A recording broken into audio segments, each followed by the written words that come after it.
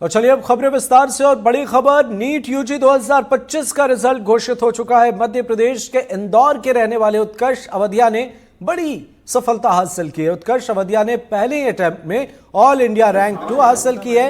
NDTV ने NEET UG के all India rank 2 उत्कर्ष अवधिया से एक्सक्लूसिव बातचीत की, आपको सुनाते हैं। नीट यूजी परीक्षा में सेकंड रैंक हासिल करने वाले इंदौर के उत्कर्ष हमारे साथ मौजूद है। बिना कोई समय बिताए हम सीधे उनसे बातचीत करेंगे और उनके अभिभावक भी उनके साथ हैं। सबसे पहले तो आपको बहुत बहुत शुभकामनाएं, कॉन्ग्रेचुलेशंस। क्या प्रिपरेशन रहती थी आपकी, क्या शेड्यूल रहता था? शेड्यूल मेरा सुबह 9:30 से लेकर शाम के 6:30 तक क्लासेस रहती थी। उसके बाद मैं 3-4 घंटे अच्छे से पढ़ाई करता था। रात को 10-10:30 बजे सो के सुबह जल्दी उठने की कोशिश करता था और सुबह उठ के 1-2 घंटे और पढ़ाई करने की कोशिश करता था। ये आपका फर्स्ट अटेम्प्ट था? ये मेरा फर्स्ट अटेम्प्ट था जी। सर, आपने इसका प्रोग्रेस देखा है, आपने इसको शुरुआत से देखा है। शुरुआत से पढ़ाई में कैसे थे ये, और क्या शेड्यूल रहता था? पेरेंट्स की भी मेहनत उतनी ही रहती है जितने बच्चों की मेहनत रहती है? शुरू से ये पढ़ाई में काफ़ी अच्छा रहा है। स्पेशली इसकी मदर ने बहुत ज़्यादा इसको सपोर्ट किया है। उन्होंने शुरू से इसको जो ना बहुत समय दिया और उसके कारण इन्होंने बहुत अच्छी तैयारी की। धीरे धीरे आकाश के साथ इन्होंने प्रोग्रेस बहुत अच्छी करी और जो आज की रैंक आई है उसमें इनकी पढ़ाई के साथ साथ सभी लोगों का आशीर्वाद का बहुत बहुत योगदान है। उत्कर्ष, आप क्या सुझाव सजेशन देना चाहेंगे जो अब बच्चे प्रिपरेशन करेंगे, जो अटेम्प्ट देंगे?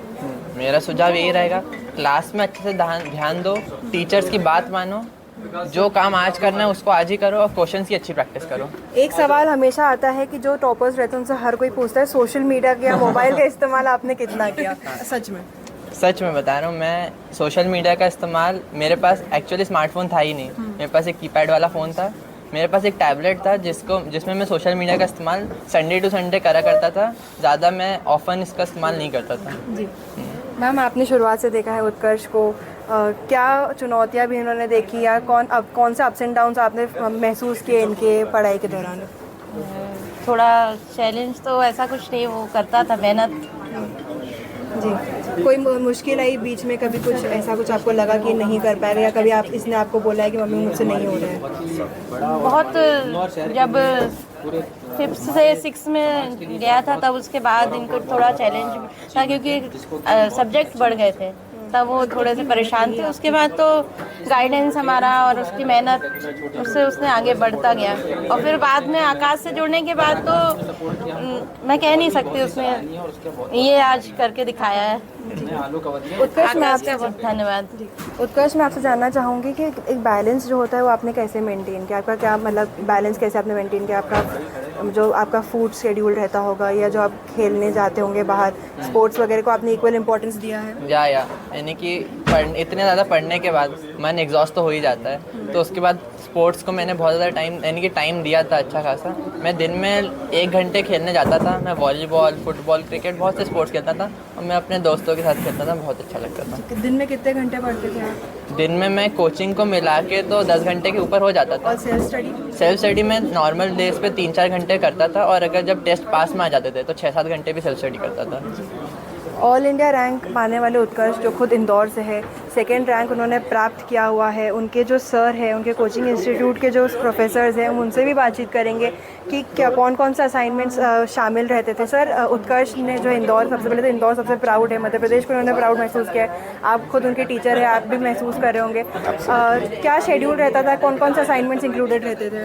हम लोगों का ये एक्चुअली आज तो अभी तक डाइजेस्ट नहीं कर पाए हम इस खुशी को, क्योंकि AR2 एक बहुत बड़ा नंबर होता है। 22 लाख स्टूडेंट्स अपीयर करते हैं इस एग्ज़ाम में, तो उसमें सेकंड रैंक लाकर हम सब खुश हैं। उत्कर्ष की सबसे खास बात जो मुझे लगी है कि उत्कर्ष एक बहुत डेडिकेटेड और बहुत फोकस्ड बच्चा था। इसका जो टेम्परामेंट है वो इसकी सबसे बड़ी, कहते हैं, पॉजिटिव पॉइंट है, क्योंकि ये कभी भी कोई पेपर ख़राब करके या अच्छा करके इसमें कोई बदलाव नहीं आता था। तो ही वॉज वेरी फोकस्ड, और उसकी जो पूरी अप्रोच थी वो शुरू से ही काफ़ी अच्छे तरीके से उसने अपना वो दिखाया था। अलग अलग ओलंपियाड एग्जाम्स में उसने क्वालिफाई किया पिछले 2 साल के सफ़र में। एस्ट्रोनॉमी ओलंपियाड जो मैथमेटिक्स ओरिएंटेड होती है उसमें भी अच्छा किया उसने फिजिक्स ओलंपियाड किया, केमिस्ट्री ओलंपियाड किया, बायोलॉजी ओलंपियाड में इंडिया के टॉप 36 बच्चों में वो गया OCSE कैंप में, तो वो भी एक उपलब्धि थी जिससे हमें दिख गया था कि अच्छा करेगा। फिजिक्स इसका स्ट्रॉन्ग पॉइंट रहा शुरू से। इसने इनफैक्ट JEE मेंस भी हमने इसको दिलवाया था, तो इसने 100% फिजिक्स में स्कोर किया वहाँ पे।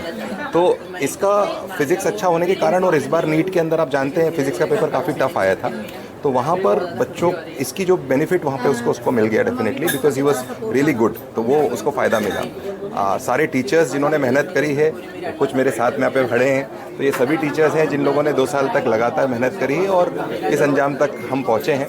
तो आकाश इंस्टीट्यूट का एक सिस्टम होता है कि हम लोग बहुत ज़्यादा एक स्ट्रक्चर्ड वे में सारा प्रोसेस कराते हैं। तो वो स्ट्रक्चर्ड प्रोसेस को यदि बच्चा लगातार कोई 2 साल और इवन रिग्रेसली 1 साल भी कर ले, तो that will be a complete package in itself. उससे 100% श्योरिटी हो जाती है कि बच्चे के अच्छे रिजल्ट्स आए। बहुत अच्छे रिजल्ट्स आए हैं, जो आपके इंस्टीट्यूट है वो भी प्राउड है, हम खुद प्राउड है कि इंदौर और मध्य प्रदेश को इन्होंने गौरवान्वित महसूस कराया है। उत्कर्ष के पेरेंट्स से हमने बातचीत की, उत्कर्ष से बातचीत की, और इसी के साथ जो उनके प्रोफेसर्स हैं जो लगातार उनके साथ बने हुए थे, उनको पढ़ा रहे थे, उनके असाइनमेंट्स, उनके शेड्यूल्स पर लगातार लगे रहते थे, उनसे बातचीत की है। AIR सेकेंड रैंक इंदौर से उत्कर्ष ने प्राप्त की है। ये कोई छोटी मोटी बात नहीं है, बहुत बड़ी बात है, क्योंकि इसमें इंदौर मध्य प्रदेश ने गौरवान्वित महसूस किया है। अब उत्कर्ष जो है अपने घर के दूसरे MBBS स्टूडेंट जो है बनकर उभरेंगे। इंदौर से अपने कैमरा पर्सन लाला शहाबुद्दीन के साथ NDTV के लिए मैं तनुश्री देसाई।